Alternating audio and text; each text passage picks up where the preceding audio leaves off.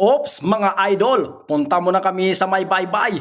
Ayan ang ganda ng mga tanawin. O maliligo muna kami habang nag-aantay kami ng hibas mga idol. Dahil malalim pa ang tubig, ayan, ligo tayo muna mga idol. Ayan yung mga chikiting ko. Abe, balda, sige parigos pamor. Pag uli, sarakit ang lawas, aglutang si Tatay Gido.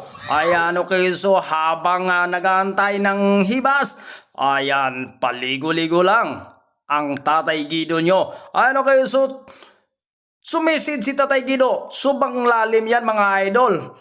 5 dipa yan. O ang lalim. O ang tagal niyang umahon mga idol. Ayan yung si Orchie na nakuhaw namin. Ang tataba mga idol. O ayan si Lula at si Manong Kinan. Ayan mga idol. O busy sila. Marami silang nakuha mga idol. Ayan okay so yan sample lang yan mga idol. Ang tataba nila. Grabe, solid na solid talaga mga idol.